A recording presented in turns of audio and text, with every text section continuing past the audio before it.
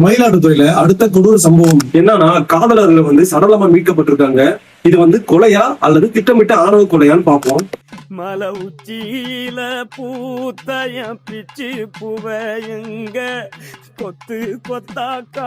இது போல சட்ட விழிப்புணர்வு ஃபாலோ பண்ணுங்க. எதுவும் டவுட் இருந்தா டிஎம்ஆர் கமெண்ட் பண்ணுங்க. நான் உங்களுக்கு எக்ஸ்பிளைன் பண்றேன். கேஸ் ஃபேக்ட் பார்ப்போம். மயிலாடுதுறை மாவட்டம் தரகம்பாடி அருகே சாந்தகுடி கிராமத்துல 19 வயது கொண்ட தலித் இளைஞர் பார்த்திபனும் மற்றும் மாற்று சமூகத்தை சேர்ந்த திவ்யதர்சினியும் காதலிச்சு வந்துட்டு இருக்காங்க.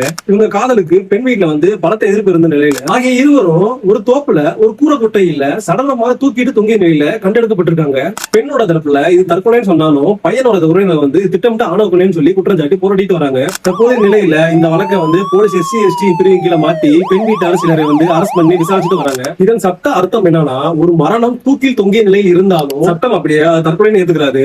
அதாவது போஸ்ட்மார்ட்டம் ரிப்போர்ட்ல ஹயோடிக், அதாவது தொண்டை எலும்பு உடைந்திருப்பதை வச்சு அது உயிருடன் இருக்கும் போதே நடந்ததா இல்ல அடிச்சு கொலை செஞ்சு தொங்க விட்டதா அல்லது கொலை செஞ்சு தூக்குல தொங்க விட்டதான்னு கண்டுபிடிச்சிடலாம். ஒருவேளை இது சாதி அல்லது சமூக குழு கூட்டாக கொலை செய்திருந்தால் BNS செக்ஷன் 103(2) கீழே சாதி வெறி படுகொலை பிரிவின் கீழே மரண தண்டனை அல்லது ஆயுள் தண்டனை வரை கிடைப்பதற்கு வாய்ப்பு உள்ளது. ஒருவேளை அவங்க பெற்றோர் மிரட்டல்னால அவங்க தற்கொலை பண்ணியிருந்தா BNS செக்ஷன் 108 கீழே தற்கொலைக்கு தூண்டுதல், இதற்கு காரணமா இருந்தவங்களுக்கு 10 ஆண்டு வரை சிறை தண்டனை கிடைப்பதற்கு வாய்ப்பு உள்ளது. மற்றும் பாதிக்கப்பட்டவங்க பட்டிய இனத்தை சேர்ந்தது என்பதால் SC ST ஆக்ட் செக்ஷன் 3(2) கீழே சிறப்பு சட்டமும் பாய்ந்துள்ளது. என்னோட தனிப்பட்ட கருத்து என்னன்னா, இந்த சாதி வெறியால இன்னும் எத்தனை அப்பா இவர் பலியாக போகுதுன்னு தெரியல. அந்த பையன் இறப்பதுக்கு முன்னாடியே போலீஸ் கம்ப்ளைண்ட் அவங்க குடும்பத்தால கொடுத்திருக்காங்க. பட் ப்ராப்பரான பாதுகாப்பு கிடைக்கல. அப்ப அடுத்து எங்களை போல அட்வொகேட் அணி அவங்க ப்ராப்பரான போலீஸ் பாதுகாப்புல பெற்றிருக்கலாம்.